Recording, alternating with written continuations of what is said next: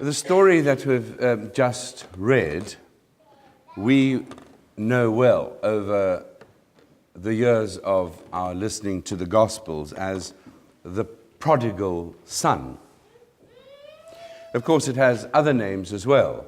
It is sometimes called the forgiving father. Sometimes it's called the spiteful son. Sometimes it's called the prodigal son and his brother. But the first three verses of chapter 15 really set it out, and they say, what is this gospel story that Jesus tells actually about? And this is what it's about. Now, all the tax collectors and sinners were coming near to listen to Jesus. And the scribes and the Pharisees were grumbling and saying, this fellow eats with sinners and welcomes them. So Jesus hears this, and he tells three stories. The story of the lost sheep, straight afterwards, the story of the lost coin, and the prodigal son. But what's it really about? Is it this obvious thing that we think it is? You know, the child is selfish.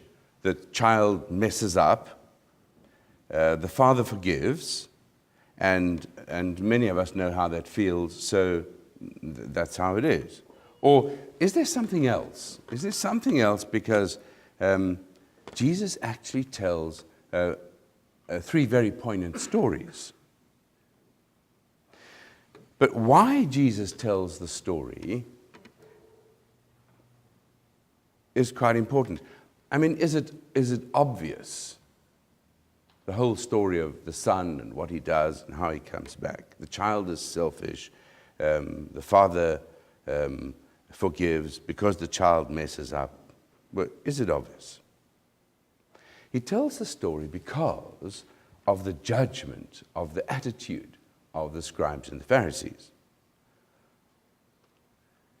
And the reason that they are critical of the people who go and flock to listen to Jesus is because the scribes and the Pharisees want to remain the center, the important ones in the whole religious life. There's something about them as these religious leaders and something about their need to stay in the center, to stay the focus, to be the important ones, which causes them to criticize the sinners who come to Jesus.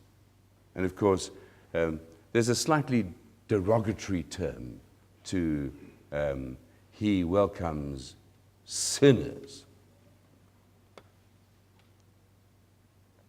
It's their need to stay important.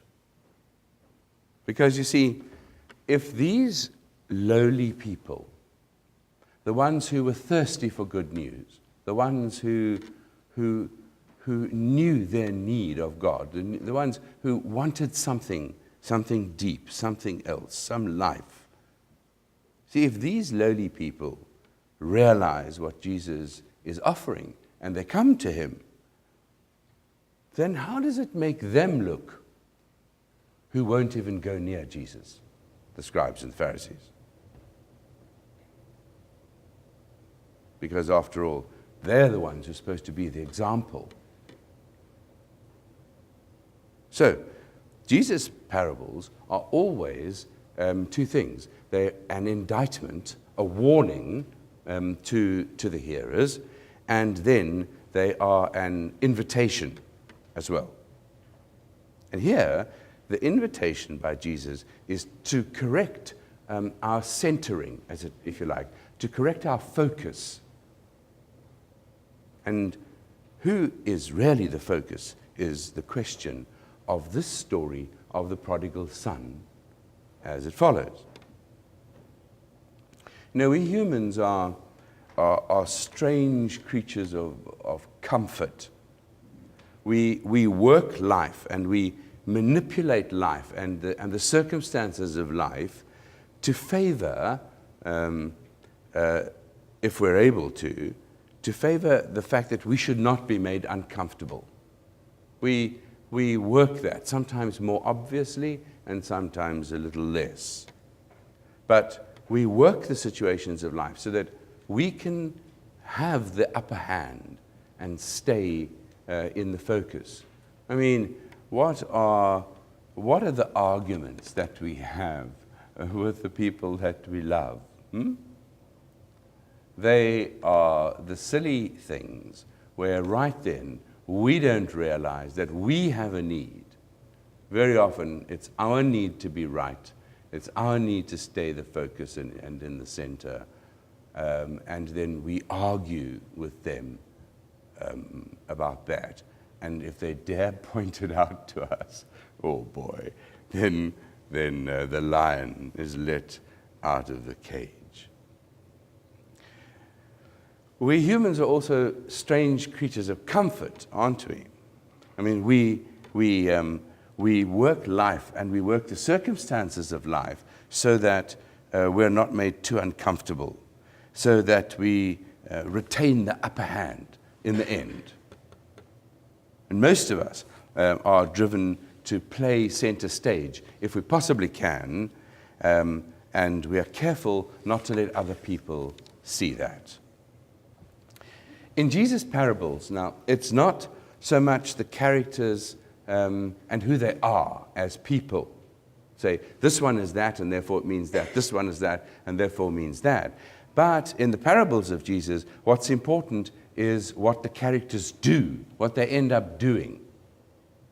Because all Jesus' parables are focusing on the same thing, really. They're stories to say, do you love the Lord your God with all your heart, soul, and mind? And do you love your neighbor as yourself?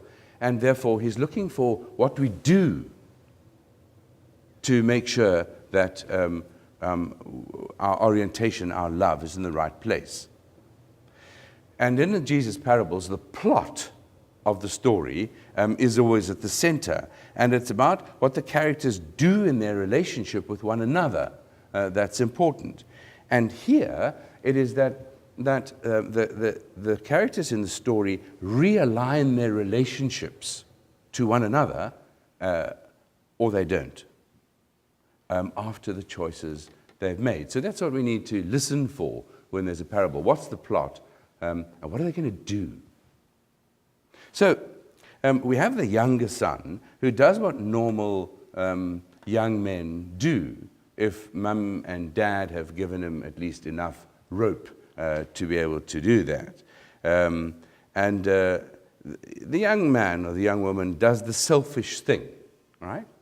They take their share of dad's estate, and then they go away, they live it up, and then after some heavy living, decide actually that mum's homemade bread and the servants who can do the things that I took for granted are actually better than this hard life that I have of having to work out there. And besides, I didn't do my financial planning very well, and there's nothing left. But it's what the younger son does that's important. He knows his father's love for him. And ashamed or not, wrong motive or not, the love is the stronger pull to drag him back to his father's home. And it's a stronger pull than his selfish life. Maybe it's stronger than his shame that he feels for having done what he does. And he goes back and he's welcomed back. And the center or the focus of the story, which was the young man and his riotous living, and we associated with it because we say, whoops, I did that.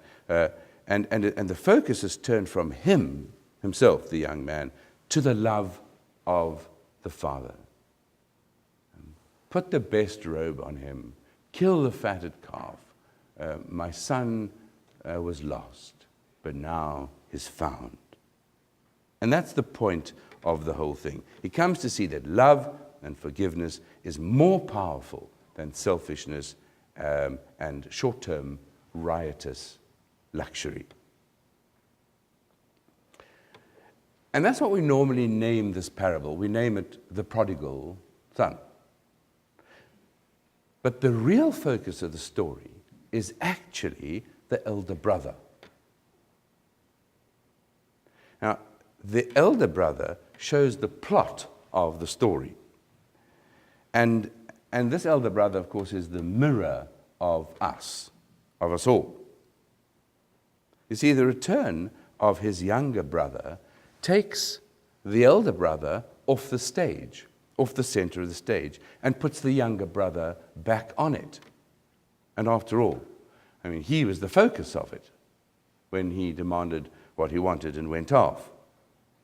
Now, the thing which makes the elder brother who he is, the thing that gives the elder brother his identity, if you like, the thing that he thinks makes him lovable, the thing that he thinks makes him important and holds him in the center of the stage, is his obedience to his father. He carries on working. It's his dutifulness to his father and to the estate. There's a lot of work here on the farm, and I need to get it done. And his faithfulness to the cause of the family, to maintain what the family has, so there will be enough for the future, and so on. And allowing his share of the inheritance to gain interest so that he can protect the family's investments in the future. But the interesting thing is that it means he has to keep the younger brother out of the picture if he, the elder brother, wants to remain the obedient, faithful, loving child. Because the elder brother, in his own eyes, is seen as faithful and obedient and dutiful as long as the squandering brother is squandering. So while he's away living riotous living and doing amazing things, in an interesting way, he enables the elder brother to be the faithful one. You see, the dutiful brother needs the reckless brother to be able to stay reckless so that he, the dutiful brother, the big brother, can stay lovable. Make sense? And that is how the elder brother gets his identity. So his way of staying in the center is to keep the little brother wasteful. And that's really the point. No wonder he doesn't want him back. Well, there must have been some part of the elder brother who wanted the younger brother back, but all the words that Luke records here are he's pretty angry with his dad for welcoming him back. And then he's not only angry, but thank goodness, he says to his father, this is what he's done, and look what I've had to do in the whole thing. And of course, the whole story doesn't say whether the elder brother steps out of himself as the focus, as the center stage, or not. It just tells what dad says to him. But like the Pharisees, their way of staying in the center, their way of staying in the center as important religious people is to ensure that the lesser people, the less spiritual people, the sinners, don't get nearer to God than they are, because that will show them up. You know, we priests and pastors easily fall into this one. In a very subtle way, we would need to stay as the most spiritual ones in the congregation to ensure that others don't know as much as we do, don't pray as much as we do, don't serve as much as we do. Because you see, then we can be the most spiritual ones. We can be the ones who say, oh, Pastor, oh, Father, or mother. You're the knowledgeable one. When often I join a group of people talking about something, they say, oh, he must know, he's the pastor. He's got the line to God. And what are they saying, really? It's us, as the priests and pastors, who cause that. Because sometimes we have a need to stay the important ones. We have a need to stay the focus. The ones who know it all.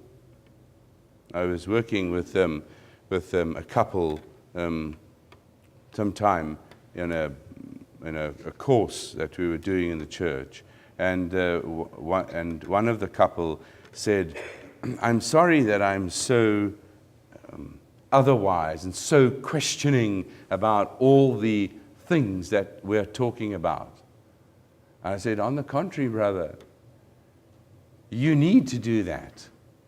I don't have the answers. My job is to prompt the answers with you and to help you find what they are. But without your knowledge and without your questioning, I'm the poorer."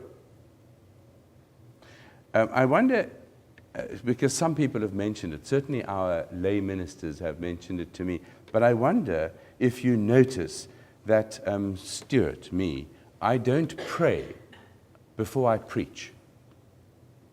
Have you noticed that? No. What I mean is I don't stand up here and make a long prayer before I preach. I'm very happy for other people to do that in their style, it's fine. But I prefer not to do it. And the reason is because I realized at one point in my ministry that all it does is draw huge attention to me as the preacher, whereas the attention's focused on me anyway, because I'm the one who's standing here and is giving the sermon. And we were taught as young clergy by our elder clergy, we were taught, show humility, boy, before you get up to pronounce the word of the Lord. Get on your knees and pray, and then stand in front of God's people and say to them, "Oh, I'm not worthy. Oh, I'm not worthy. Lord, may the words I speak be your words, not my words. Cancel out all the things that you do not want the people to hear." Bah. I mean, if I've done my preparation, if I've said my prayers, if I've spoken to God about these passages, and I know who my people are, well, whose words are they going to be? They're going to be mine, but hopefully they're prompted by our holy God. So I realized that for me, at a particular point, all it was doing was making me feel terribly important, that I could either kneel down before the people, before I prayed, or I could say a beautiful prayer which basically says, I'm quite knowledgeable here. I know that is not the intention of all people who do that. Similarly, if your work is caring for other people, then you may want to ensure that others don't care as much as you do. Or you work harder than they do. Or if your work is teaching, and you're the professor who's taught this course for 20 years, then you may want to ensure that other people are not as clever as you. And we have ways of doing that. If wealth is the most important thing for you, not many of us would admit that, of course. But if wealth is the most important thing, or gaining wealth, then you'd want to ensure that you worked harder than other people around so that they didn't earn as much as you. But that's the point. It ends up with the Father's love as the abiding statement. And he says to his boy, "Son, you are special. Always. You know that. You know what makes you special is not what you do, but who you are. And your specialness doesn't come from doing, maintaining, working hard on the farm. It comes just because you're my son and you're special. So for most of us, it's about our desires, wanting to be the center, and our normal human need to love and to be loved can get so easily misplaced. And often we behave in subtle ways to make sure that we are loved. And more often than not, it's like what the elder brother does. If goodness is what makes me lovable, then I might need to ensure that others are not as good as I am. And so I keep them out of the arena of goodness or out of the limelight. I might say things about them. And so we have to stay alert to where others are sometimes, because we might fear that they will overtake me in their goodness.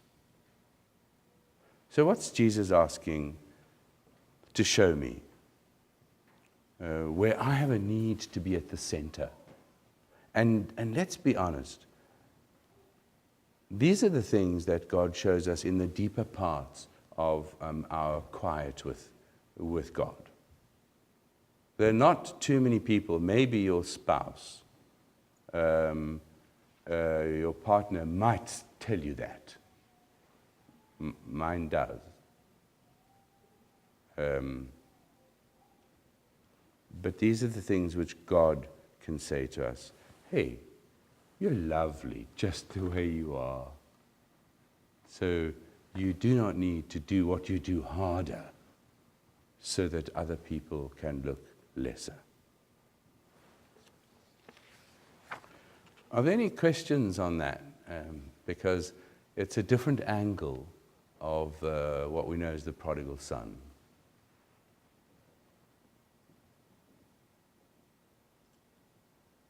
Wow, must have been an amazing speaker. Let's stand, and Daniel will lead us in the Nicene Creed.